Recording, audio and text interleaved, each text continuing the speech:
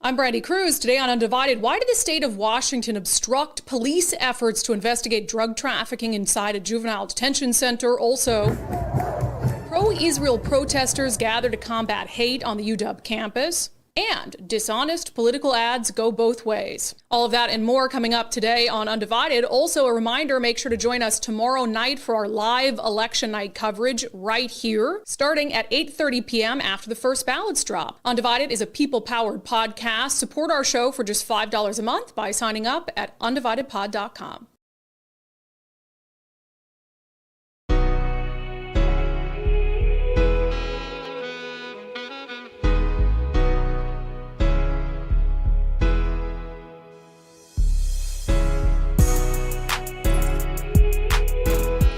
Hello and welcome to Undivided. Thank you for being here. Thank you for your commitment to giving common sense a comeback. I'm Brandi Kruse. Jay Inslee has some explaining to do. Not only Jay Inslee, but the government entity that is in charge of running our juvenile detention facilities. We talked about on the show, I believe it was about a month and a half, 2 months ago, about what's happening at Green Hill School, which is just a fancy name for a juvenile detention facility in Chehalis. And there have been problems at juvie facilities across the state for some time, from escapes to violent attacks on guards.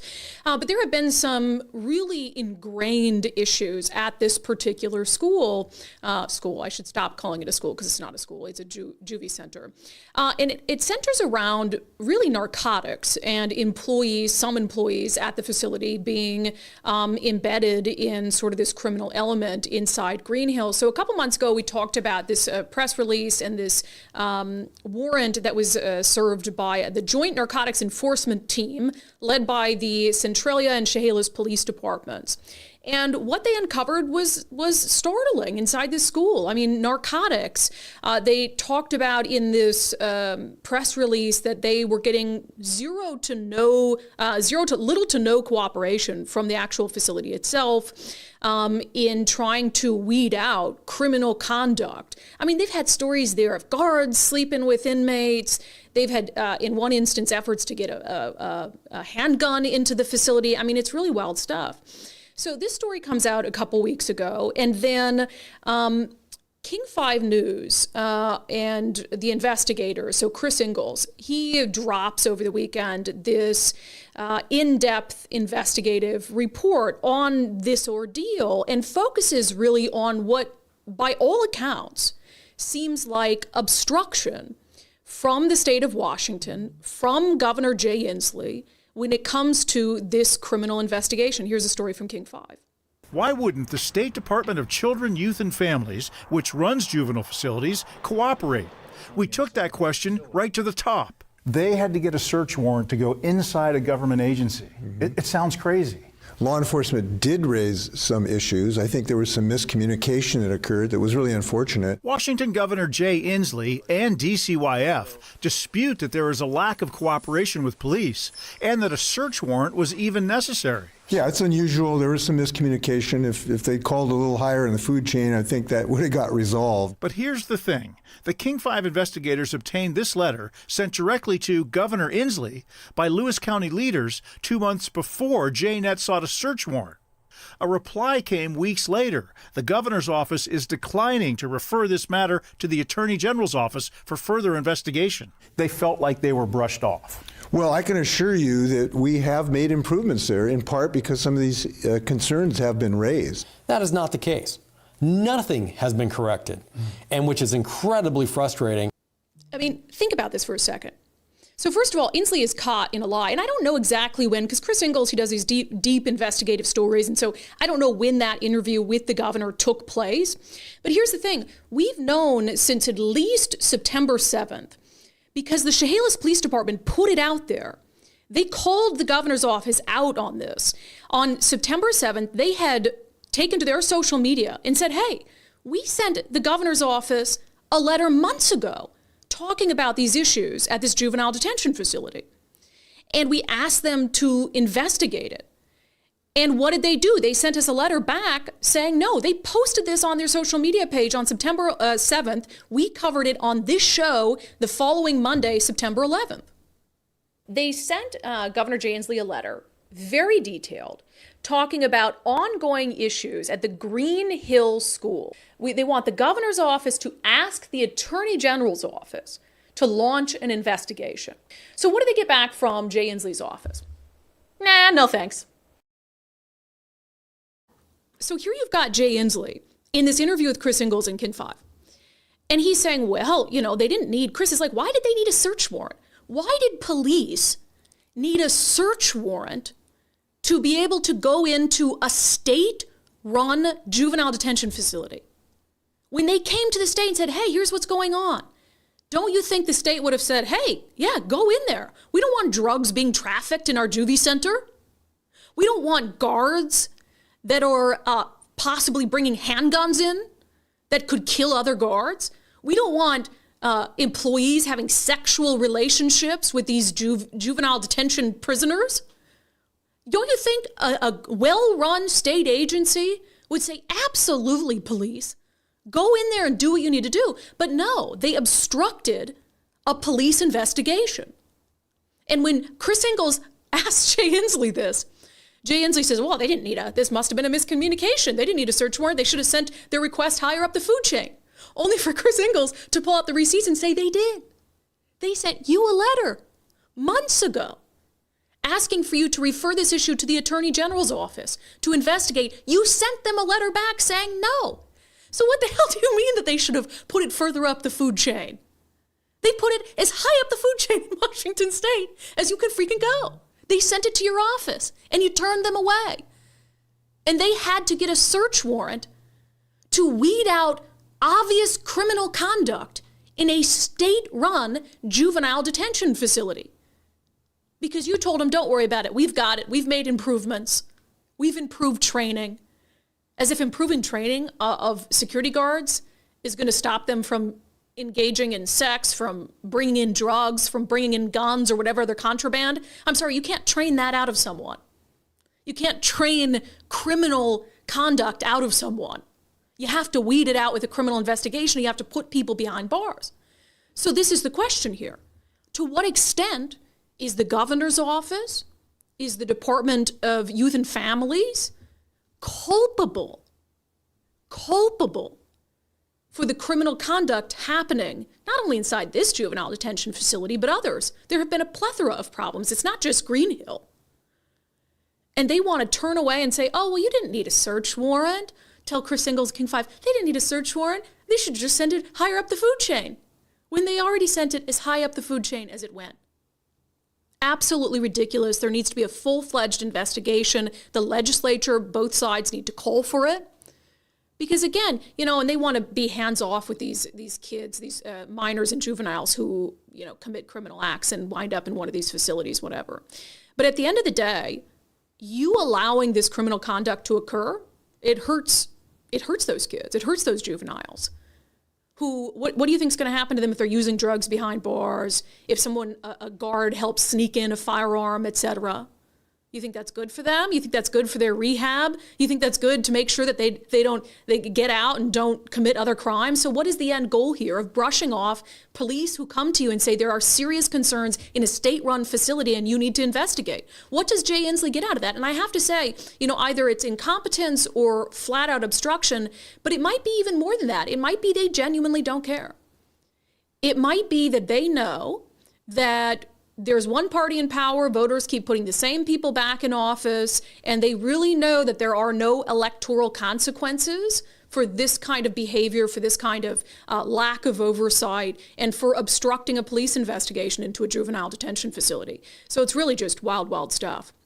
All right, we've talked a lot on the show about these pro-Hamas rallies that are happening in Washington State with increased frequency. And yes, I think there have been some pro-Palestine rallies, and the difference being, you have people who are just generally pacifists and want to come out and say, hey, for innocent women and children in Palestine, Israel has to be more cautious in protecting innocent life. But then there's people who are like, we don't want Israel to exist as a state, and we don't want these, what do they say, these Zionist counter-protesters to exist, et cetera, et cetera. And so people who really are pro-Hamas and want Jewish people to be killed and not to exist. So that's very, very different. So I was happy to see I don't know why it took so long, but I was happy to see there was this massive pro-Israel rally at the University of Washington. And I think that campus honestly just needed that. There was like 500 people there. This is a picture from Jim Walsh, who's the state GOP chairman, who showed up. And I think it was really good to be able to see this outpouring of support. I remember back to the initial images of, Jewish students crying on campus when you had these people celebrating really what Hamas had done in the rapes and murders of innocent Jewish young people at a music festival. And so I think to get people out there, and I will also say, our friend Andy Stevens was out at the rally and he posted a video, and I just want you to think about how different the whole vibe is, how much more peaceful and I would say non-hate filled the vibe at this rally was than what we've seen previously.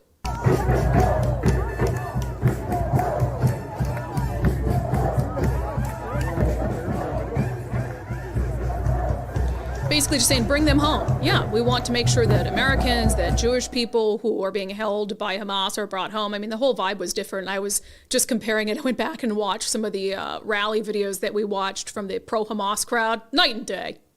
We don't want Israel to exist. We don't want these Zionist counter-protesters to exist. Intifada! Intifada! Long live Intifada!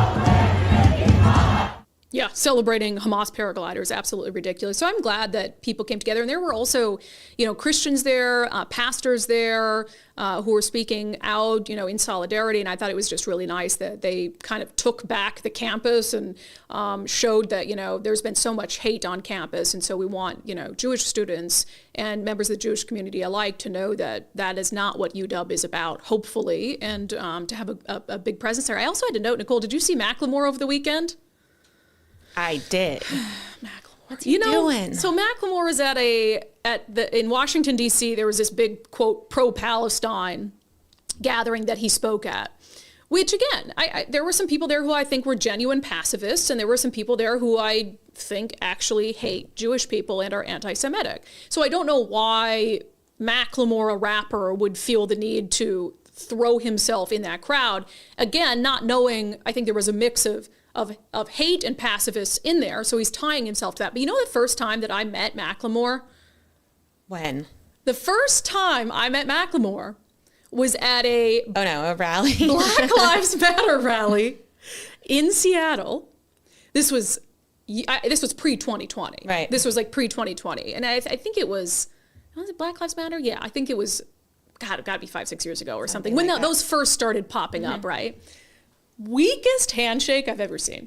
Oh, interesting. So first of all, he's marching, and I don't think this particular rally was violent, but there had been some rallies around that time in Seattle that had turned into riots. And so here he is, marching with the crowd. And I was, I don't know if I was a radio reporter still at the time or if I was with Fox 13. I mean, this is a while ago.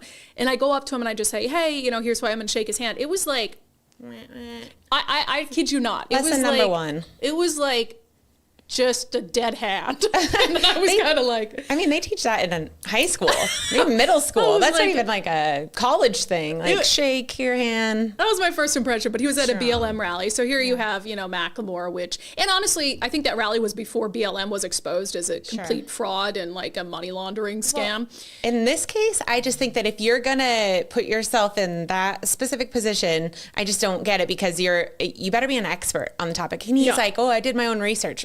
Sure you did. Sure you did. But are you an expert? Because that's a big stance, and it's a very divisive, very, very intricate, it seems like, fight battle to get into. And I just think that, I'm not saying you have to stick to music or stick to whatever, but you better be an expert if you're that big of a figure and going to put yourself on one side of an issue that's that divisive and deadly right now. Yeah, and I mean, take a stance, that's fine. Like you said, I don't, what was the phrase, shut up and dribble? I don't believe in that at all. And I certainly think you can have political positions, and celebrities on both sides do, but also there's a lot of daylight between someone who's a pacifist and someone who's pro-Hamas. And so I think if you're going to come out as a celebrity and stake your position, you better damn well make sure that you are being very specific about what you support and what you don't support, because there has been a lot of mingling and gray area that people have allowed at these rallies. Like even the ones in Seattle at Westlake Park, there were some people who genuinely were up speaking, talking about, hey, we need, their rationale for wanting a ceasefire and innocent Palestinians, etc. And then you've got people who are like, we don't want these Zionist counter-protesters to exist. So by being there, I do think that if you're not speaking out against that narrative and you're there, then you're passively supporting it. And so, I mean, Macklemore, whatever. I mean, if he was, I don't think he's Jewish. And if you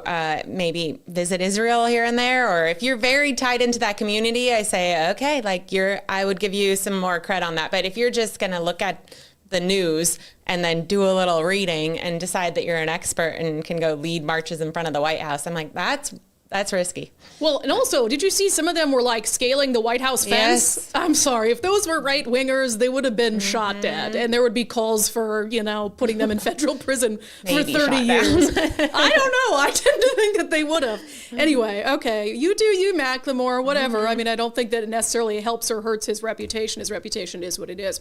All right. Coming up next, Jeff Bezos is making a big move out of Seattle to Miami. We'll talk about the reasons why he says he's moving and the reasons why I think he's moving coming up. But first, we've been talking about First Mark Insurance. I continue to hear from those of you who have taken the First Mark Challenge on our advice and got fantastic results. Basically, it's going to entail you setting aside a little bit of time to talk to First Mark about your current insurance, about your insurance needs. They'll go out, they'll shop the market for you. They do it all for free, come back and make their recommendations. Dave Taylor, the CEO of First Mark, he says, we have a lot of people coming to us looking to save money, but then they find out that there's a lot more that we bring to the table. We like to talk about there's three elements to a really healthy insurance program. Yeah. It's having the right coverage, it's having the right coverage at a competitive rate, and it's having the service behind it when you need it, right? So all three things are really important. However, people are bombarded with the message of price, right? So when people reach out to us, it's okay that they all pretty much reach out and say, hey, I want to see if I can save some money. And can you do it in 15 minutes or less? Yeah. And the answer is no. No, we can't. Okay. No. Yeah, they're not going to do it in 15 minutes or less, but the product that you're going to get and the service that you're going to get is much better. And it's not quick, by the way. I should know, when I did the First Mark Challenge, it was several weeks of them going out, shopping the market, looking what we had, what we needed. And so, it is a time investment. It's not going to be overnight, but it is something that is going to save us time and energy when it comes to our insurance needs for years to come. So it absolutely pays off in the long run. FirstMarkInsurance.com, FirstMarkInsurance.com, they work for you.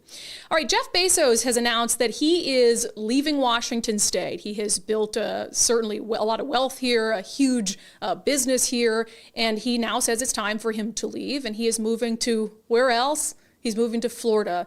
Let's talk about really the tax implications of this, because I think that's what a lot of people are focused on. This segment is brought to you in partnership with our friends over at Future 42. Turn your frustration into action at future42.org. So Jeff Bezos, he shares on Instagram, and it was a very heartfelt post, and it's so interesting to look at where Amazon began, in his garage, and how he built it over time, and also what he looked like back then. He looks completely different, but he posted on Instagram a old picture of him when he'd first started Amazon.com. And he said, Seattle has been my home since 1994 when I started Amazon out of my garage. That's my dad behind the camera in this video. It's the video he posted on Instagram. Touring Amazon's first office. My parents have always been my biggest supporters. They recently moved back to Miami, the place we lived when I was younger. I want to be close to my parents and Lauren, who is his partner, and I love Miami. Also, Blue Origin's operations are increasingly shifting to Cape Canaveral.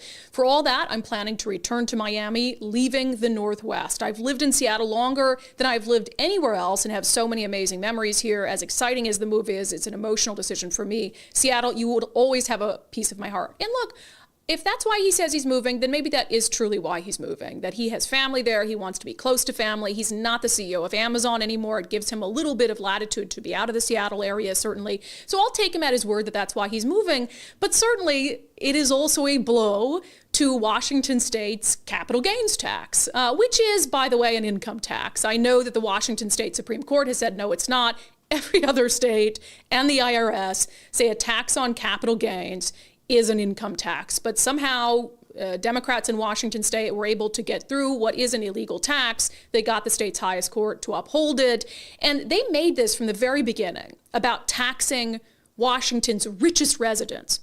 And they really, and like many other things, it was really designed to be a tax on people like Jeff Bezos. I mean, that's who they wanted to focus on, and that's who they wanted the public to believe they were focusing, although there's a lot of other people in Washington state who are now being impacted by the tax on capital gains. But that was really what this was about. And now Jeff Bezos leaving is going to dramatically reduce the amount of money that Washington state is going to pull into its coffers from the tax on capital gains. And the Bipartisan Tax Foundation, which is a national foundation that looks at tax policy, et cetera, this is the first thing that they talked about. They said in a post, Jeff Bezos' move undercuts proposed Washington state wealth tax. And in it, they talked about the fact that Bezos, in terms of how much Amazon stock he had sold previously, and if he were to sell it under the capital gains tax, by moving to Florida, not only is he avoiding paying a lot of taxes, but he's also he's keeping a lot of his own money away from Washington state government. So the tax foundation said Bezos sold about $15.7 billion worth of Amazon stock between 2020 and 2021, according to news reports. If we assume that Bezos, who other than the symbolic purchase of one share last year, has not purchased any shares of Amazon in decades, he's held on to these shares since the IPO, he saved nearly $1.1 billion in taxes by selling those shares before the new state capital gains tax went into effect. Whether or not it was a motivating factor, relocating to Florida ensures that future sales won't be subject to Washington's new capital gains tax either. And we're talking about potentially billions of dollars that by virtue of him moving to Florida, if he were to continue to sell that level of Amazon stock, billions of dollars potentially that Washington state is not going to collect through its what really is an illegal tax on capital gains. Noel Frame, who is one of the chief Democratic lawmakers, State Senator Noel Frame, who crafted the capital gains tax, she responded to this and acted like, oh, no big deal. We don't really care if Jeff Bezos leaves the state. She said, that revenue estimates from a potential wealth tax in Washington state won't change as they've already accounted for some degree of taxpayer mobility and avoidance behavior. I love how Jeff Bezos, first of all, before I read the rest of this, Jeff Bezos isn't just any regular taxpayer. They've accounted for some degree of taxpayer mobility and avoidance behavior. I mean, we're talking about Jeff Bezos leaving the state. And so you downplaying the significance of that, I think is kind of funny. But she said, we should tax, and she says, no, this is moving forward. This doesn't change anything for us. We should tax wealth and reinvest those dollars in amenities that attract early stage entrepreneurs to our state so they lay down roots here and raise their families and build their wealth. That's what the data tells us. And that's exactly what Bezos did with Amazon. Precisely.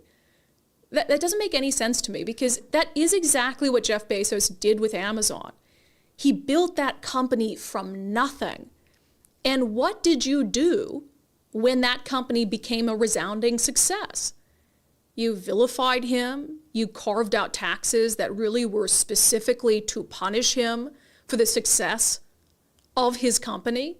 And now you're saying that the money that you get from people or would have got from people like Jeff Bezos, that you should tax that wealth and reinvest the dollars in amenities that attract early stage entrepreneurs. Why would you think that that would attract early stage entrepreneurs?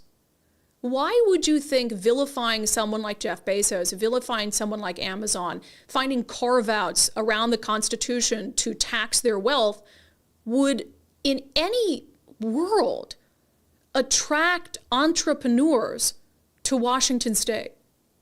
That way of thinking doesn't make any sense to me. And to me, and again, I'll take Jeff Bezos at his word that he just likes Miami better and that's where his family is, et cetera. But if he moved to avoid the taxes, is that a really surprise to anyone? And Democrats were warned about this when they were pushing the tax on capital gains. Like, these people are going to just move out of state. And they said, well, no, you're not going to move out of state due to tax policy. But of course that happens. Look at it on a smaller scale. Look what happened with Amazon in Seattle. When the Seattle City Council passed its tax on high-paying jobs in the summer of 2020, which was really intended to be a tax on Amazon, what did Amazon do? Amazon started to move jobs, high-paying jobs, to Bellevue. That's the same principle. Amazon was targeted out for a tax, and they realized that, hey, we can move those jobs, we can open those high-paying jobs 15 miles away, right across Lake Washington, and we don't have to pay a tax on high-paying jobs that the city council has carved out to punish us for our success to punish us for the high-paying jobs that we bring to the city that supports an entire ecosystem of good-paying working-class jobs. And so, the idea that you have state lawmakers that continue to believe that they can single out industries, they can single out people for taxation, and those individuals are just going to sit down and take it, that's not realistic. That's not how the world works. So Jeff Bezos, I do hope that you enjoy Miami. I am very partial to Miami as well, as you know. Maybe we can get Jeff Bezos on for one of our editions of Florida Report from Miami. I'm sure you'll enjoy the sun. But I also think the appropriate response to Jeff Bezos leaving is twofold. I think it is to really be grateful and in awe of what he built here and what he did economically for the state of Washington. Is Amazon and has Amazon's presence here created challenges when it comes to cost of living, et cetera? Yes. But overall, to look at what this man did from his garage and what he built Amazon into is absolutely worthy of celebration. Not vilification, not demonization, not criticism. And so I think that absolutely should be something we're discussing when it comes to him after all these years moving to Miami. But also a conversation we have to have is, do you as a state want to continue to push tax policy that punishes people for success? Is that the state we want to be? And is that the kind of politics and the kind of policy that is going to lead to long-term success here? I tend to think no. And also, you hear Democrats in our state talk so much about our backward tax system, how the rich are paying way less as a percentage of their income than the poor, and I agree with that. I do agree with that. But look at the ways that Democrats try to, quote unquote, fix that, right?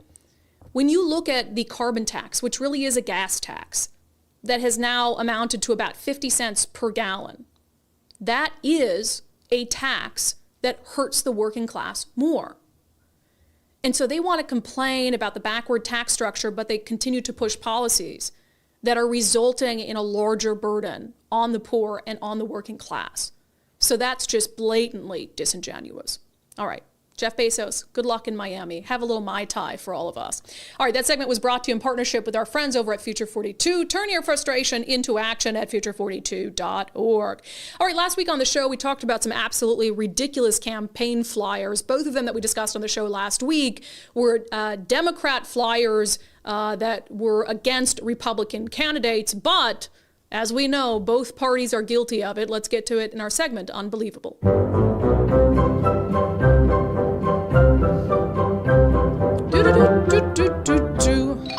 All right, so this takes us down to Pierce County, to a school board race, and to State Senator Twina Nobles. So Twina Nobles is a Democrat in the state Senate, and I've talked about her a lot on the show as it pertains to what I think is policies she supported that have eroded public safety.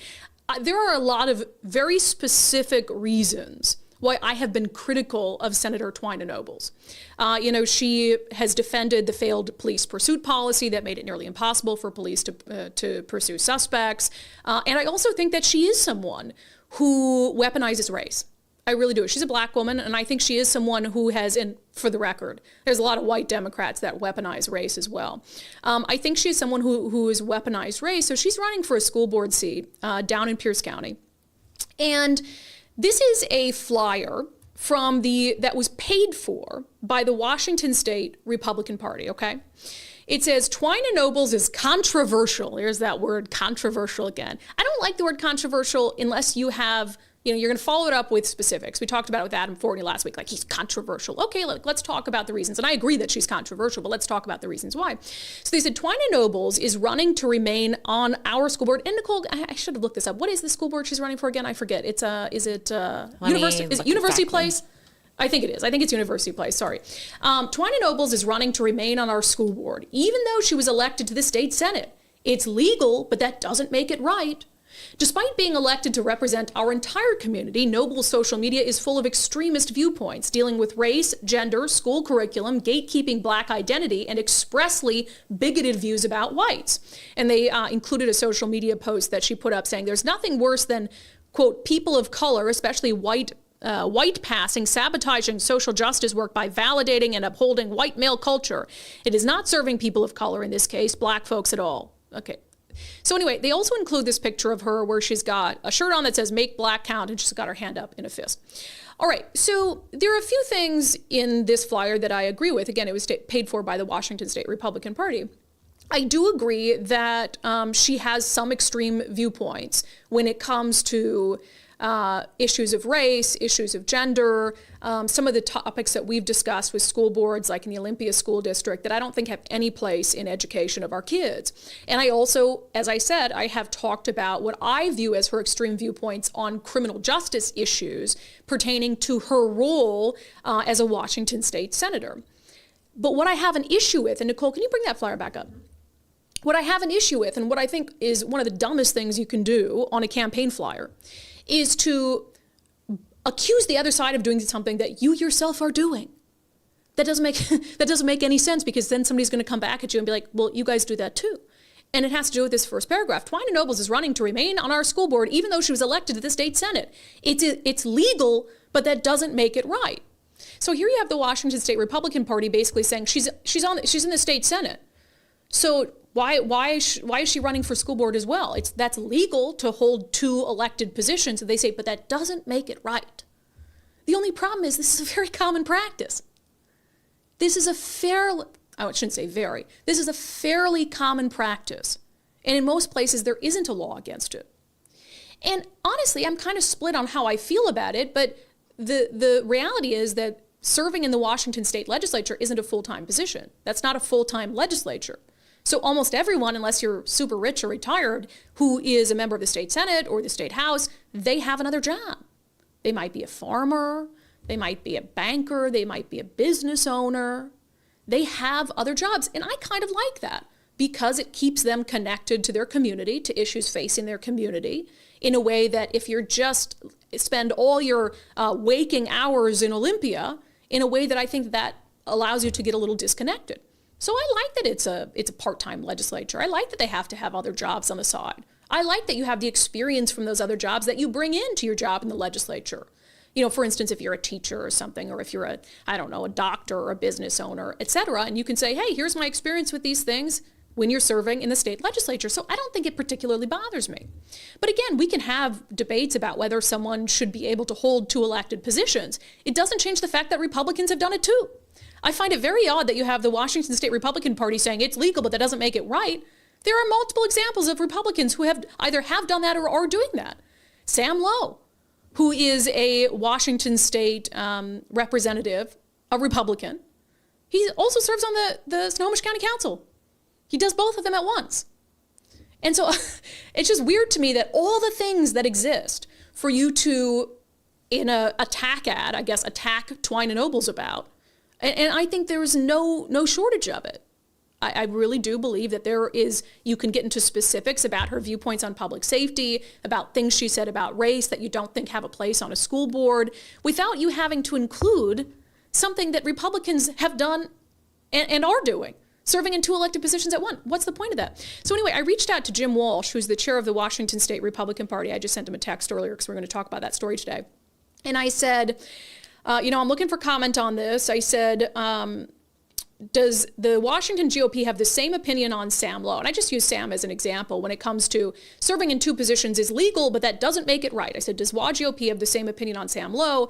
What I was told in response, every situation should be judged on its own merits. Nobles' long history of racist rhetoric makes her particularly unqualified to sit on a school board that has broad discretionary power to determine how children are educated. Sam Lowe and Strom Peterson, was another example, don't have such history, and their dual elected positions are more complementary than conflicted. That's ridiculous. I mean, you get to decide what positions, if you're going to serve in the state legislature, there are some positions that complement that, and there's some that don't, and the school board doesn't. What you're basically saying is you don't want Twina Nobles and you don't think she's suited for the school board. Fine, focus on that. Don't focus on the fact that, she also serves as a state senator. Yeah, Republicans do it too. So it's that kind of stuff that's just stupid to me, but it's also, it relies on what I think is a reality that a lot of voters aren't going to double check that a lot of voters are going to see that and say, you're right. Why is she serving in 2 elected positions at once? When they don't realize that people from both parties have done that for some time. So I think that you can be honest, you can be intellectually honest, and you can go after Twina Nobles on the merits and on her policy positions without including something like this. One other aspect on this I want to talk about. Nicole, can you put the picture back up for me? So the state Democratic Party is taking issue with the picture they used of Twina Nobles. So if you're listening on the podcast, again, it's a picture of her. She says, make black count. That's what's on her T-shirt. And she has a fist raised. And they're saying that this flyer has intentionally darkened her skin. And they're saying that that's racist. That's so ridiculous. Look, here's the thing. Have you ever seen a campaign mailer that's an attack mailer that has a picture of the person who's being attacked that they haven't manipulated in some way? They always make it like dark or red or pick like the ugliest picture of that person imaginable, the most unflattering picture imaginable. And I've talked about it on the show before. I think Kim Schreier was one, Congresswoman Kim Schreier, who was always the subject of that. She's a pretty lady. And they use these just horrendous photos of her. So you see this in ads on TV. You see it in mailers where they're going to darken it. They're going to turn it red. They're going to make the person look evil and dark and scary. And in this case, it happens to be a black woman. So when they darken it, it does make her skin more dark. Do I think that's inherently racist? No, because you would be fine with them darkening a white person's skin to make them look spookier and scarier. So to me, that's just a manufactured, like, oh, racism. There is something wrong with this flyer that is just factually wrong and factually kind of fear-mongering, and I think we can focus on that without making it about race. So that's ridiculous. Republicans, you don't get off the hook. You don't get off the hook for ridiculous mailers. Everyone should be focusing on concrete, specific examples that you think make someone unfit for office or the worst of 2 candidates for office. And there's plenty out there without you having to manufacture some sort of controversy. Unbelievable. All right, I'm going to talk about my success on the Eastside Weight Loss Clinic plan. I just heard I got an email from a woman who said she did not only First Mark now, but also Eastside Weight Loss Clinic and lost 40 pounds over the summer on Eastside Weight Loss Clinic. I've lost about 40 pounds on the program. I started this time last year, lost almost 30 pounds before the end of the year. So you really do get quick results if you stick to the program. It is not magic. It is a very structured program, but if you stick to it, you can lose a substantial amount of weight in just 2 months, like I did and like so many others have done. So if you're interested in trying the program, no pre-packaged meals, no injections, no drugs, no strenuous workout routine. They just teach you what to eat in the right portions and how to maintain that weight loss for life. Schedule a free 15-minute consultation with Dr. Ryan Coogan and his team at eastsideweightlossclinic.com. That's eastsideweightlossclinic.com. All right, dipping outside of Washington State, Gavin Newsom taking a page out of Governor Jay Inslee's gaslighting on gas prices. It's like they just call each other, how can we spin this? So we know that Washington State and California and usually Hawaii, they kind of lately have been going back and forth with who has the highest gas prices in the nation. Typically it's California, but Washington State over the summer was the highest in the nation for a short period of time. And who did Jay Inslee blame? Because he didn't want to blame his carbon tax, right? But even before the carbon tax, which went into effect at the beginning of the year, Washington still had some of the highest gas prices in the country. Why? It's because our gas tax is very high. And the same is true in California. That is why those states continuously have some of the highest gas prices in the nation, even before the cap and trade program. But the carbon tax and that program made things even worse. So when Jay Inslee, couldn't deny that the carbon tax was going to raise gas prices, what did he do? Remember, he blamed greedy gas and oil companies. Oh, they're just sticking it to us for what? For no reason. And that's what Gavin Newsom is saying now. From the office of the governor of California, big oil is fleecing Californians. It's not right. Instead of passing down savings to consumers, big oil companies like Shell use their massive profits on share buybacks that benefit Wall Street. Meanwhile, and a lot of people pointed out what they pointed out here when Jay Inslee said the same thing. Okay, so big oil just wants to fleece like West Coast states. They just have it out for us. Because you look at other states in the union, Texas has some of the, I think right now, the lowest gas prices, $2.89 a gallon. Can you imagine? Oh, $2.89 a gallon. Wouldn't that be nice? Georgia, Mississippi, Louisiana. And then you look at the highest, California, Hawaii, Washington, Nevada, Oregon. Oh, is it just that big oil really hates West Coast states? oh, they're just fleecing us. No, it's because we have high gas taxes and it raises the cost at the pump. And again, this is similar to, these dishonest campaign ads that we'll see, this is about avoiding responsibility, not being willing to own your policies. Look, if you think your policies are the right thing to do, then you just stand behind them and you just tell people, yeah, it's going to make gas more expensive. But you don't want to do that. You can't do that because expensive gas is really deeply unpopular with people on both sides of the aisle. So what do? Oh, you blame a big, scary, giant oil and gas company, and you blame it on them, even though it's very obvious who is to blame for high gas prices. So Gavin Newsom and Jay Inslee, they just cannot take responsibility for the gas prices. All right, there was a story I saw, and actually it came across my timeline in the form of a tweet from the Seattle Times. And initially I was really annoyed by it. And now I don't know if I'm annoyed by it as much. And so I wanted to talk through it because I also made it the subject of today's daily subscriber poll. So here's the initial tweet that came across from the Seattle Times. Americans like sharing bad economic news way too much. Pessimism could become self-fulfilling if consumers retrench out of concern for what might lie ahead or businesses hold off on investments. So I read that and I'm like, okay, so they're complaining not about the state of the economy, but they're complaining about the fact that Americans complain about the state of the economy. Like, Americans have a right to complain about the economy, about their dollar not going as far, about gas prices. And so that seemed just very weird and tone deaf to me. But so I read the article, and it's actually a Bloomberg opinion article that was just reprinted by the Seattle Times. The headline, Americans like sharing bad economic news way too much. It says one would think that all the spending, the additional wealth, and an unemployment rate holding below 4% since early 2022 would merit a mention when people talk about the economy, but they rarely do. Instead, Americans are deeply pessimistic, with over 40% more people expecting the economy to be worse in the next 5 years than better. That's even gloomier than the aftermath of the global financial crisis and Great Recession in 2010, when unemployment exceeded 9%. This is a problem because all the pessimism could become self-fulfilling if consumers retrench out of concern for what might lie ahead or businesses hold off on investments. And so their general argument is that Americans, especially in the social media age, are much more likely to share negative economic news, and that negative economic news spreads on social media much more quickly than positive economic news. Now, one thing I'll say about just the general thesis in this Bloomberg opinion piece is I still think it doesn't account for the reality of what Americans have been through over the past 5 years. We went through this, and really more so the past 3 years. We went through a pandemic that had never occurred in our lifetimes, where our lives were completely turned upside down, where people's businesses went under, where people lost their jobs. This once in a century experience. You had a lot of unrest in the country in 2020. We had a ground war that began in Europe for the first time in a long time. Now we have what's happening in the Middle East. So there's a lot to be pessimistic about. And I don't think I blame anyone, even if your financial situation has not changed, right? Even if you've had the same job that you've had for, let's say, 5 years, and your actual finances haven't changed. You've been hit really hard by inflation, so your money isn't going as far.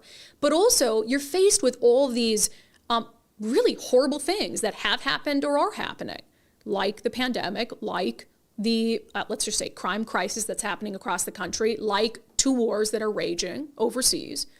And so, yeah, I think you are going to have people feel a certain way about that and be more cautious about what they do with their money. To say, hey, the world is weird right now. Like, maybe I'm not going to go out on a limb and make these big purchases that I would have otherwise made, et cetera. So I think the article, the underlying thesis might be correct, that people spread bad economic news more because it impacts them more, right? If the economy is just chugging along and you're doing your thing and you're not being hurt by it, that makes sense that people wouldn't be so eager to go out and be like, hey, here's where things are at. Things are doing great. I think it's just a human nature. But I want to make this the subscriber poll question today because I was very curious for you personally, what really dictates, what kind of economic news that you share. And so the question that I asked subscribers this morning, are you more likely to share stories with good economic news or bad economic news, good or bad? So I gave folks 3 options. I said, good, bad, or good if my party's in power, bad if the other party's in power. Because I think that's also true, right? Like, gas prices, for instance. Like I said, if gas prices are high, that's not particularly good for a president. So if you don't like the president, you might be more eager to share news that gas prices are high. Whereas if you do like the president and gas prices are high, you might be more eager to find excuses why gas prices are high, like we saw with Biden in 2020 before the midterms. I was surprised by how many people actually chose that option. And we'll keep the poll results, we'll keep the poll open all week. But 27% right now are saying, good if my party's in power, bad if the other party's in power. That's very honest. You guys, that's honest, because I think that's true for a lot of people. But the majority of people will, plurality, is that what you say? A plurality. 44% say, yeah, I'm more likely to share bad economic news. But I think the question is, how does that then translate? Does it become a self-fulfilling prophecy?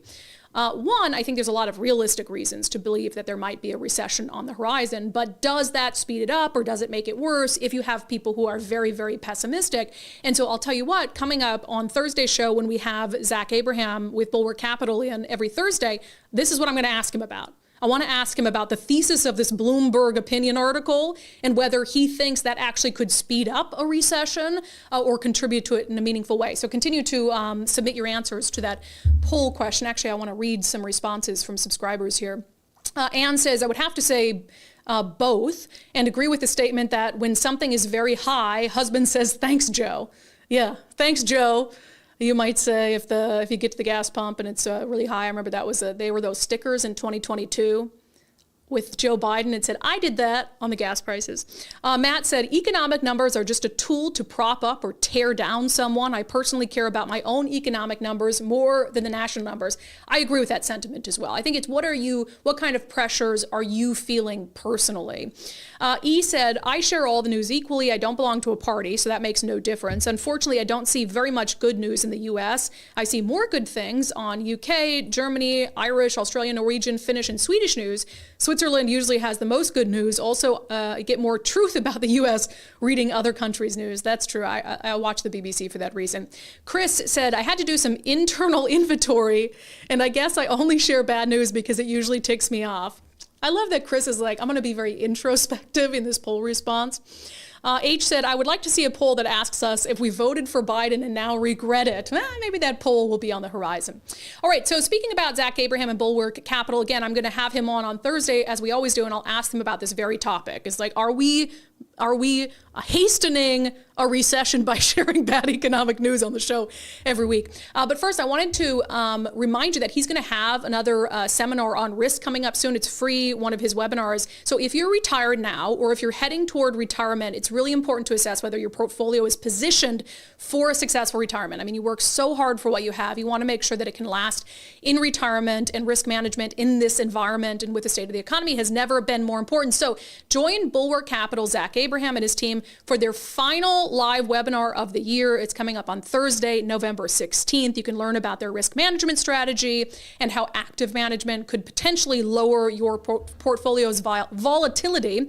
So what will happen on this webinar? Well, Zach is going to explain how the core of Bulwark Capital's investment and retirement planning process is protecting retirement portfolios against loss.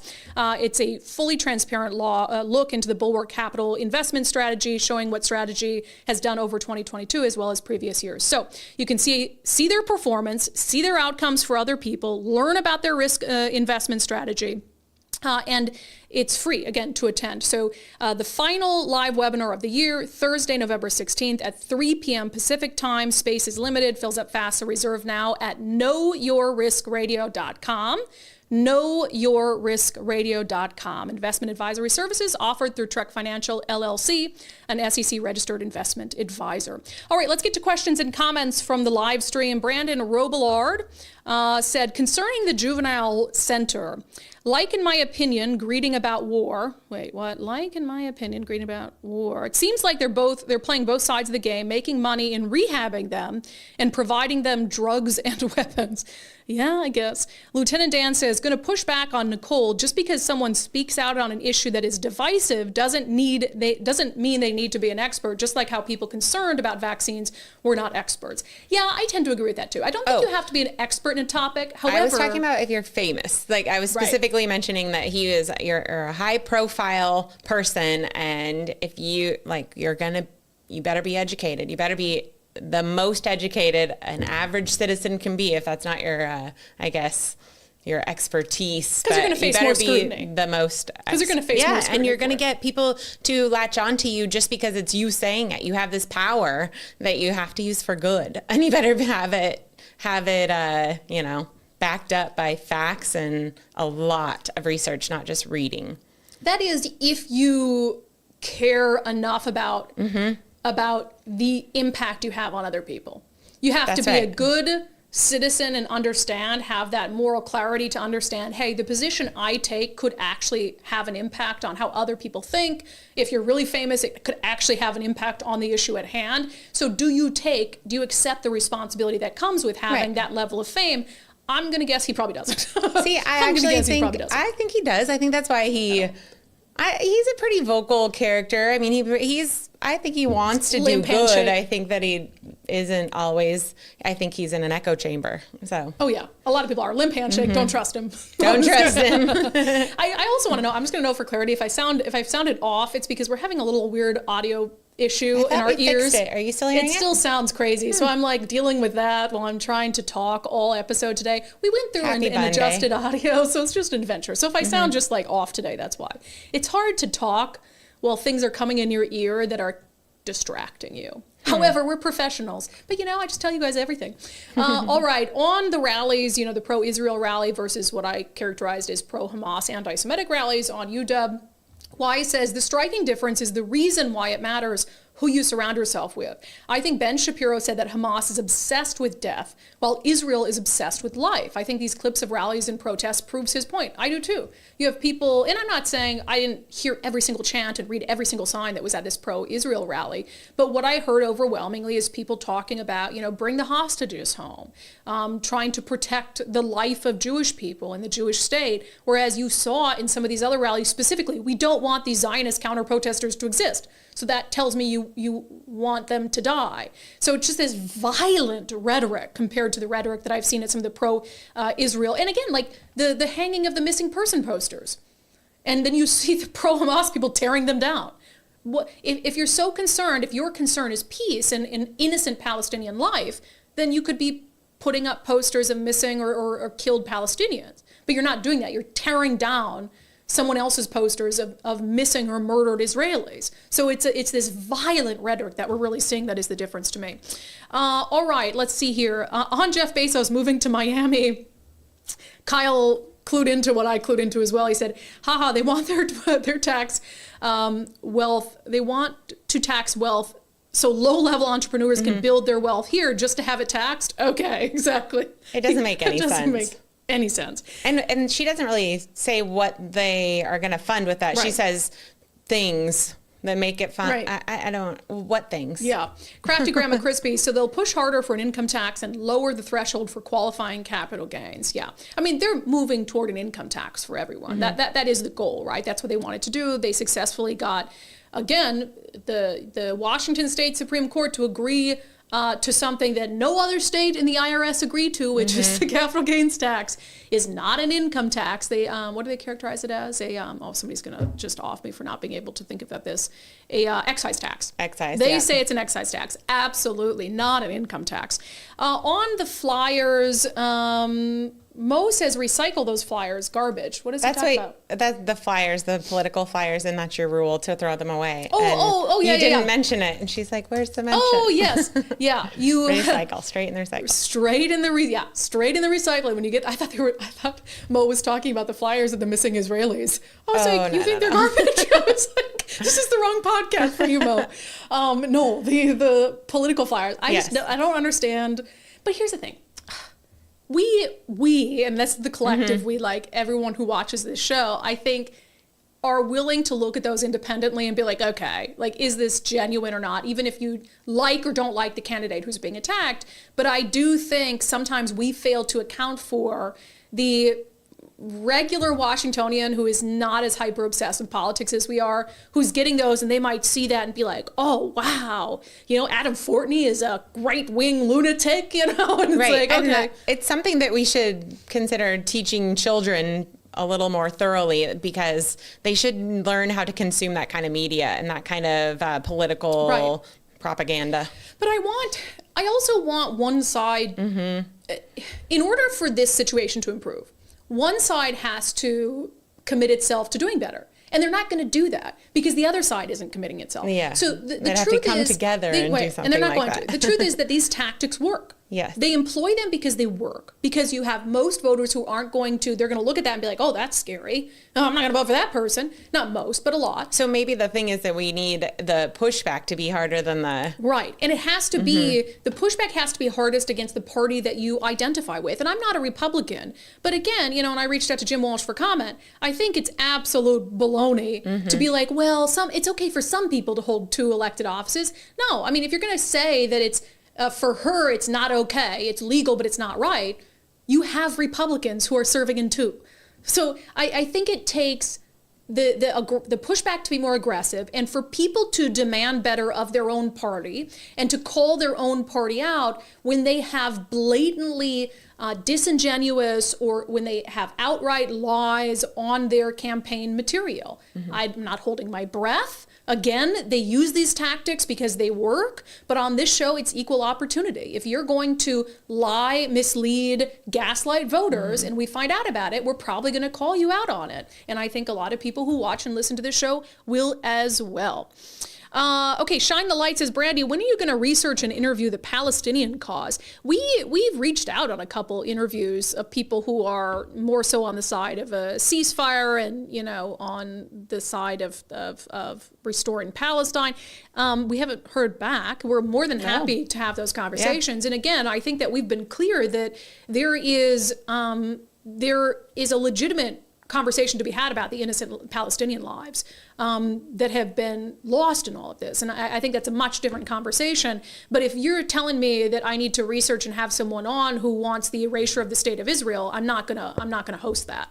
I'm not gonna platform the calls for the erasure of the Jewish state. I'm just not going to do it because that's rooted in anti-Semitism. So I'm not gonna have some hate monger on the show. But if someone wants to come on the show and talk about, we've invited Congresswoman Jayapal on. If she wants to come on and talk about the need for a ceasefire and talk about innocent Palestinians and the duty of Israel, then yeah, sure, we can have that conversation. But we have reached out. I'm not gonna profile though some hateful individual who's out there talking about, oh, we don't want these Zionist counter-protesters to exist. That's ridiculous. That's not a conversation I'm willing to have. Krista says, I don't think the Republican Party has ever had a problem calling out their own. Yeah, they have. I mean, they've done it, but I think the Republican Party has been, similar to Democrats, had a hard time calling out the fringes of their party.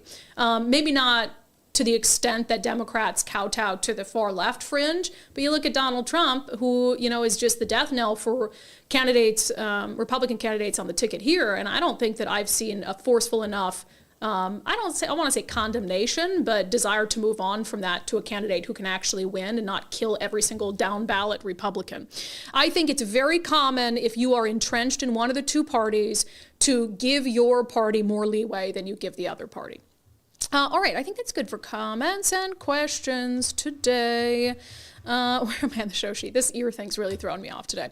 All right, we've been talking about the state of the economy, which also factors into the state of the real estate market. But it's interesting because prices, home sale prices are actually going up, which is very counterintuitive because of the state of the economy. I talked to our friend Wes Jones, longtime real estate agent in our area, about what's going on. We should be experiencing not necessarily a crash, but we should be seeing a reduction in purchase price. When you have interest rates jump up by nearly 40% in over a 12-month time span, that should be compressing pricing, but we're actually seeing the opposite.